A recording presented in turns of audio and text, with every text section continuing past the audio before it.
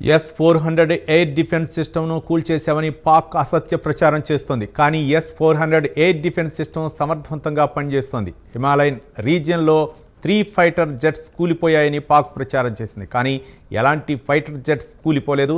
భారత electrical grid కుప్పకూలిందని, 70% grid పనిచేయటం లేదని పాక్ ప్రచారం చేస్తోంది. భారత్ ఎలక్ట్రిక్ గ్రిడ్ నిక్షేపంగా ఉంది. మహిళా పైలట్లను పట్టుకున్నామని పాక్ ప్రచారం చేసింది. కానీ భారత పైలట్లు అంతా క్షేమంగా ఉన్నారు. కాశ్మీర్లో 3 ఫైటర్ జెట్స్ కూలిపోయాయని పాక్ చెప్పుకుంటోంది. పాత ఫోటోలతో పాకిస్తాన్ చీప్ పాలిటిక్స్ చేస్తోంది.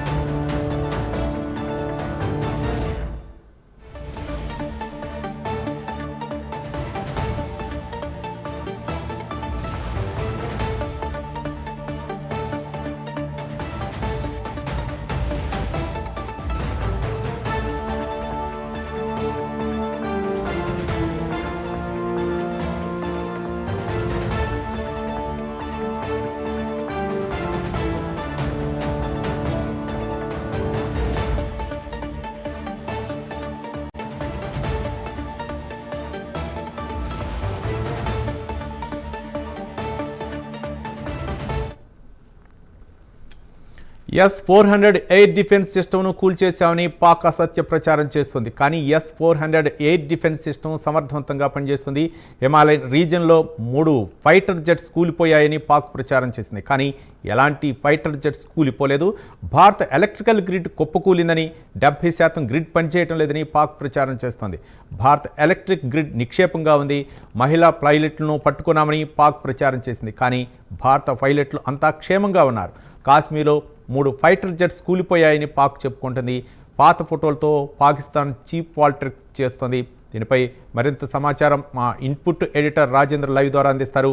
రాజేందర్, ఖచ్చితంగా మీరు చెప్పింది పూర్తిగా నిజమని చెప్పవచ్చు. ఎందుకంటే అబద్ధాల మీదనే ప్రచారంగానే పాకిస్తాన్ ఇప్పుడు ప్రచారం చేసుకుంటామని చెప్పవచ్చు. ఎందుకంటే భారత్ అంటే గత 2 రోజులుగా భారత్పై ఏ విధమైన అంటే అనేక ప్రాంతాల్లో అటు అమృత్సర్ కానీ, చండీగఢ్ కానీ, రాజస్థాన్ కానీ, ఇటు జమ్మూ కానీ ఇలా కొన్ని ప్రాంతాలలో దాడులు చేసేందుకు అనేక రకాలుగా కుటిల ప్రయత్నాలు చేస్తుంది. అంటే ఆ దేశానికి సంబంధించిన కొన్ని ఫైటర్ జెట్స్, అదేవిధంగా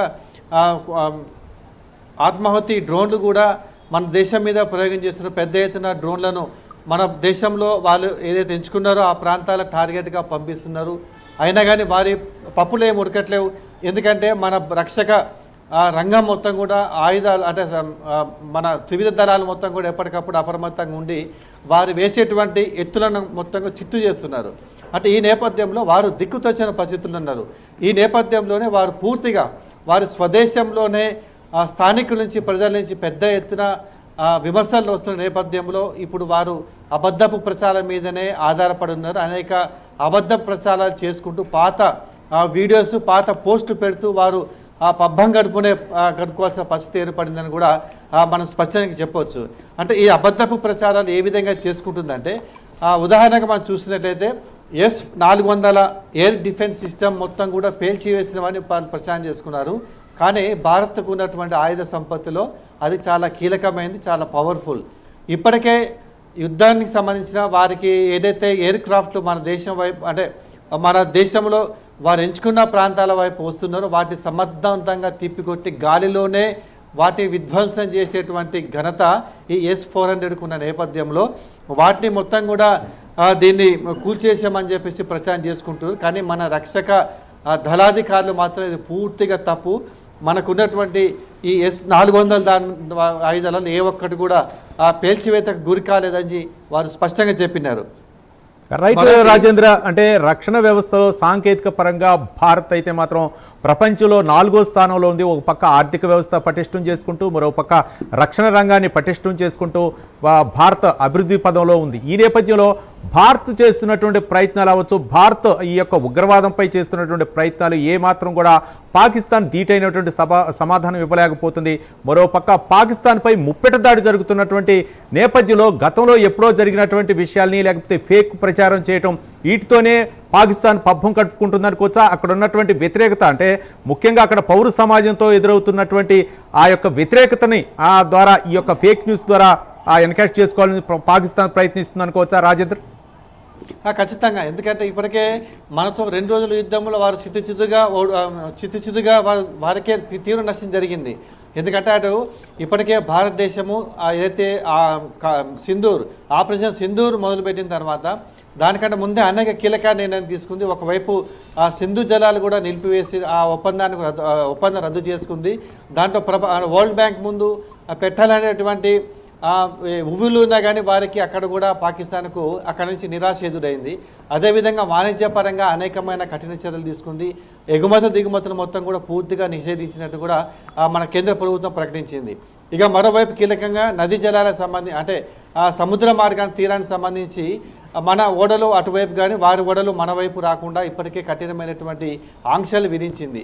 ఈ విధంగా ఎయిర్ ఫోర్స్ సంబంధించి మన గగనతలం మీద కూడా వారి విమానాలు రాకుండా ఇప్పటికే వారికి సూచనల ఆదేశాలు ఇచ్చిన నేపథ్యంలో వారు ఇప్పటికే అనేక నష్టాల పాలే నేపథ్యంలో తాజాగా వారు ఏం చేయాలనే అంశం మీద కూడా పాల్పోతే, మరోవైపు వారి దేశంలోనే బలూచిస్తాన్ ఆర్మీ కూడా వారి మీద సైనికుల మీద దాడి చేయడం, తాజాగా ఆ ప్రాంతాన్ని మొత్తం కూడా స్వాధీనం చేసుకొని ఒక దేశంగా ప్రకటించిన నేపథ్యంలో వారు దిక్కుతోచని పరిస్థితుల్లో ఉన్న నేపథ్యంలో మరోవైపు మన దేశం మీద వారి యుద్ధ విమానాలు కానీ డ్రోన్లు కానీ ప్రయోగించాలనుకున్న కానీ వాటిని సమర్థవంతంగా గాలిలోనే ఆకాశంలోనే వారి గగనతలంలోనే వాళ్ళు మన భారత సైన్యం వాటిని సమర్థవంతంగా పేల్చివేస్తున్న నేపథ్యంలో వారికి ఏం చేయాలో కూడా ఇంకా పాల్పోవట్లేదు. మన దేశంలో వారు ప్రయోగించే యుద్ధ విమానాలు కానీ డ్రోన్లు కానీ ఏది కూడా మనకు ఇంచెంత నష్టం ఇప్పటి వరకు కూడా జరగని నేపథ్యంలో కేవలం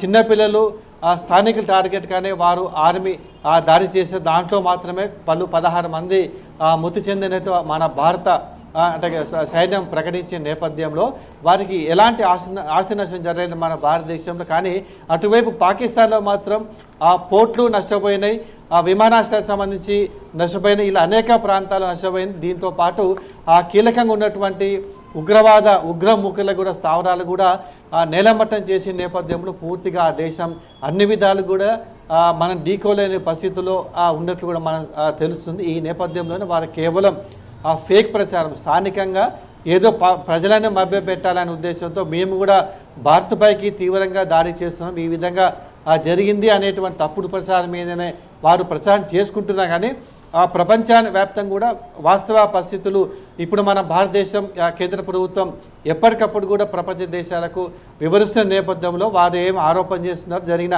వాస్తవం ఏందనేది మొత్తం కూడా ఆధారాలతో సహా వారికి వివరిస్తున్న నేపథ్యంలో అవి కూడా ఆ దేశం ప్రజలకు కూడా తెలుస్తున్న నేపథ్యంలో వారు కూడా పూర్తిగా నమ్మాల్సిన పరిస్థితి ఏర్పడింది. అంటే మొత్తం మీద ఆ దేశంలో స్థానికుల నుంచి వచ్చేటువంటి ఆ వ్యతిరేకతను రాకుండా చూసుకునేందుకు ఒకవేళ ప్రజలు కూడా తిరుగుబాటు చేయకుండా ఉండేందుకు మాత్రమే ఈ విధమైనటువంటి కుటిల చీప్ ప్రయత్నాలు, ఇటువంటి ఎత్తుగడలు వేసినట్లు కూడా మనకు స్పష్టంగా తెలుస్తుంది. రైట్. ప్రపంచ బ్యాంక్ అంటే ఇందులో జోక్యం చేసుకోవాలని గతంలో ఏదైతే సింధు జలాల ఒప్పందంలో గతంలో 1960లో జరిగిన పరిణామాన్ని అయితే పాకిస్తాన్ ఉటంకించింది జోక్యం చేసుకోవాలని. కానీ ప్రపంచ బ్యాంక్ సంబంధించినటువంటి ప్రతినిధి అయితే మాత్రం నిన్న ఉత్తరప్రదేశ్లోని లక్నోలో కార్యక్రమంలో పాల్గొన్నారు. కానీ ఆ యొక్క దౌత్యం అనేది హాస్యాస్పదంగా ఆయన కొట్టిపారేశారు. ఒక సహాయకుడిగా మాత్రమే మేము సహాయం అందిస్తాం తప్ప ఎట్టి పరిస్థితుల్లో కూడా సింధు జలాల ఒప్పందంలో మేము తలదూర్చమని చెప్పారు. మరోపక్క పాకిస్తాన్కి ఒక గట్టి షాక్ తగిలింది ఈరోజు. ఆ డ్రాగన్ అంటే చైనా మాకు సపోర్ట్ ఉంటుంది అని చెప్పేసి చివరి స్థాయికి కూడా ఆలోచించినటువంటి పాకిస్తాన్కి అటు డ్రాగన్ అయితే హ్యాండ్ ఇచ్చింది. భారత్తో కూడా మాకు సన్నిహిత సంబంధాలు ఉన్నాయి, సంబంధాలు కొనసాగించుకోవాలని చెప్పేసి డ్రాగన్ చైనా అయితే మాత్రం ఖరాఖండిగా చెప్పింది. దీంతో పాకిస్తాన్ ఏకాకైంది అనుకోవచ్చా? తప్పకుండా ఖచ్చితంగా అనుకోవచ్చు. ఎందుకంటే ఇప్పటికే మనం స్పష్టంగా మన దేశ ప్రధాని నరేంద్ర మోడీ స్పష్టంగా ప్రకటించారు. ఏదైతే పాకిస్తాన్ సంబంధించినటువంటి ఆ దేశానికి సంబంధించిన ఉగ్రమూకలు ఉగ్రవాదులు గత నెల 22వ తేదీన పెహల్గాంలో ఎవరైతే పర్యాటకులు వచ్చారో వారు 26 మందిని పొట్టన పెట్టుకున్నారు. అంటే కిరాతకంగా వారిని జరిపే తీరు కూడా ప్రపంచం కూడా నివ్వెరపోయింది. ప్రపంచం కూడా ఏదైతే ఉగ్రవాదులు దాన్ని అనుకున్న పాకిస్తాన్ చర్యలు కూడా ప్రపంచ దేశాలు తీవ్రంగా ఖండించాయి. దాని అందరూ కూడా ముక్త కంఠంతో దాన్ని వారు చేసేటువంటి పనిని వ్యతిరేకించినాయి. ఈ నేపథ్యంలోనే భారత ప్రధాని నరేంద్ర మోడీ ఒకటే అంశం చెప్పారు. ఏదైతే ఉగ్రవాదులు ఉందో వాళ్ళు కోలుకోని విధంగా వారికి తప్పకుండా శిక్ష ఉంటుందని చెప్పేసి ప్రకటించారు. ఆ విధంగానే మన భారతదేశం అడుగులు వేస్తుంది. అంటే మన టార్గెట్ కేవలం ఉగ్రవాదులు ఉగ్ర శిబిరాలు మాత్రమే అని స్పష్టం చేశారు. ప్రపంచ దేశాలు కూడా ఇదే స్పష్టం చేశారు.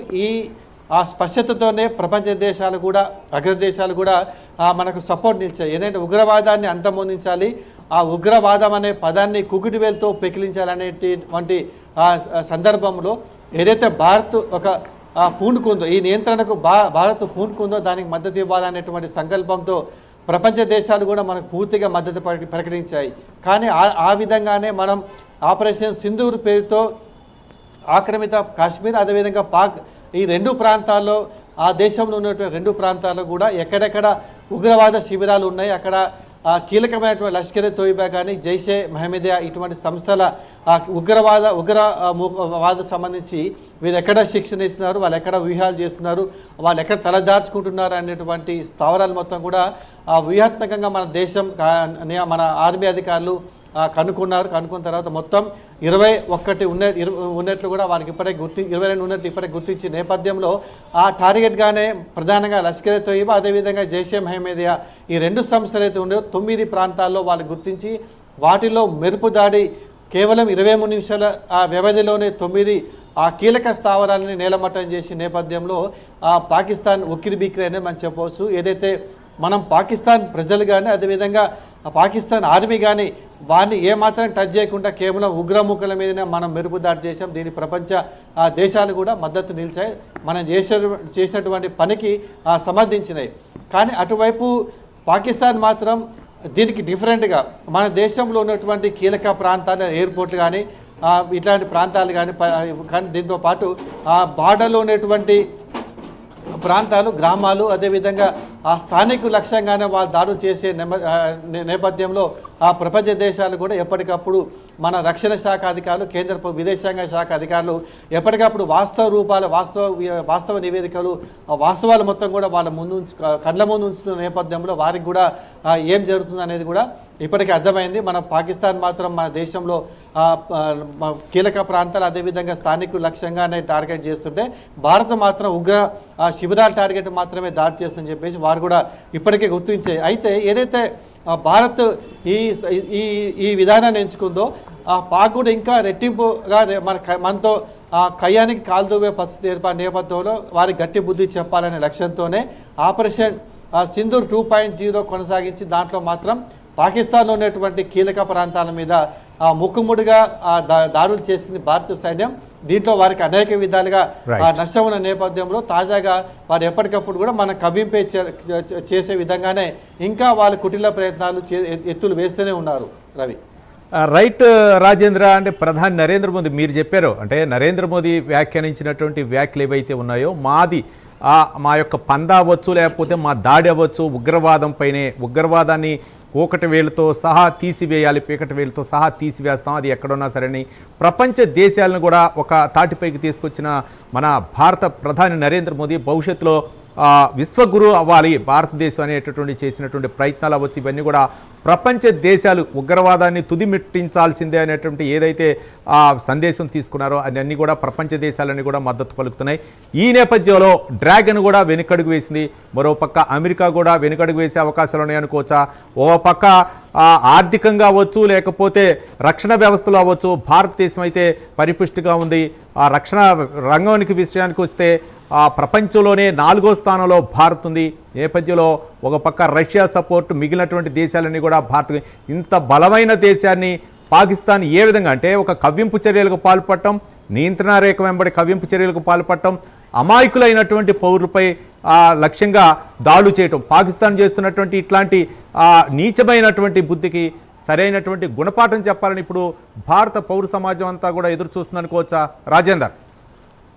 ఎస్, ఎందుకంటే ఇప్పటికే ఈ రెండు రోజులుగా జరిగేటువంటి పరిణామాలు కూడా వారు మన దేశం మీద ఏ విధంగా చేస్తున్నారు, ప్రయత్నాలు చేస్తున్నారు, మనం ఏ విధంగా కౌంటర్ ఇచ్చాం అనే అంశాల మీద ఎప్పటికప్పుడు ప్రధానమంత్రికి, రక్షణ మంత్రికి, హోంశాఖ మంత్రికి వివరిస్తూనే కీలక సమావేశాలు ప్రతిరోజు కూడా జరుగుతున్నాయి. గత 3 రోజులుగా జాతీయ భద్రతా సలహాదారుడు అజిత్ దోవల్ ప్రధానమంత్రితో నేరుగా సమావేశమైతే సుమారు గంటల పాటు ఆయన సమావేశమైన తర్వాత జరిగిన తీరు, ఇక నెక్స్ట్ ఏం చేయబోతున్నాం అనే అంశాల మీద వారి మధ్య చర్చ జరుగుతుంది. ఆ తర్వాత ఆ త్రివిధ దళాధికారులు కూడా భేటీ అవుతున్నారు. ఏదైతే దీంట్లో ఉన్న మనకి సంబంధించి ఏదైతే కీలక నిర్ణయాలు తీసుకునే కమిటీకి ఉన్న నేపథ్యంలో వారి ముందు కూడా ఉంచి భారత్ ఏ విధంగా ఉంది, అప్రమత్తంగా ఉంది, వారు ఎక్కడెక్కడ పాకిస్తాన్ ఎక్కడెక్కడ టార్గెట్ చేయబోతుంది, దానికి కౌంటర్గా మనం ఎక్కడ నిలవాలనే అంశాల మీద పగడ్బందీగా ప్లాన్ చేసిన తర్వాతనే ఆ విధంగా అమలు చేయడం. కాబట్టి ఇవాళ మనం సక్సెస్ అవుతున్నట్టు కూడా మనం చెప్పవచ్చు. ఎందుకంటే వాళ్ళు రకరకాలుగా అటు అమృత్సర్ ప్రాంతాల్లో, ఇటు జమ్మూ ప్రాంతాల్లో, ఉరి ప్రాంతం, ఇట్లా అనేక ప్రాంతాల్లో మార్చుతున్నారు. మన దేశంలో ఉన్నటువంటి గ్రామాలు కానీ, సరిహద్దు గ్రామాలు కానీ, అదేవిధంగా ఎయిర్పోర్ట్లు కానీ కీలకంగా ఇట్లాంటి వారి టార్గెట్ చేసే ప్రయత్నం చేస్తున్నా కానీ మనకు దేశానికి సంబంధించిన ఆకాష్, అదేవిధంగా S-400 ఈ రెండు మాత్రం సమర్థవంతంగా వారి యుద్ధ విమానాలని ఢీకొంటున్నాయి. వారికి ఆకాశంలోనే వాటిని మట్టి కనిపిస్తున్న నేపథ్యంలో ప్రపంచ దేశాలు కూడా ఉగ్రవాదాన్ని అంతమొందించుకు మా వంతు ఆ సహకారం తప్పకుండా ఇస్తామని ప్రకటించిన నేపథ్యంలో ఈ అన్ని అంశాలు చూసిన తర్వాత డ్రాగన్ దేశం కూడా వాళ్ళు పక్కకు పోవాల్సిన పరిస్థితి ఏర్పడది. ఎందుకంటే మన టార్గెట్ పాకిస్తాన్ కాదు, కానీ మన టార్గెట్ ఉగ్రవాదం అని చెప్పేసి మన దేశం స్పష్టంగా ఒక సందేశం ఇచ్చే నేపథ్యంలోనే మనం ప్రపంచవ్యాప్తంగా కూడా మనకు మంచి మద్దతు లభిస్తుందని చెప్పవచ్చు. Ravi, right, thank you Rajender.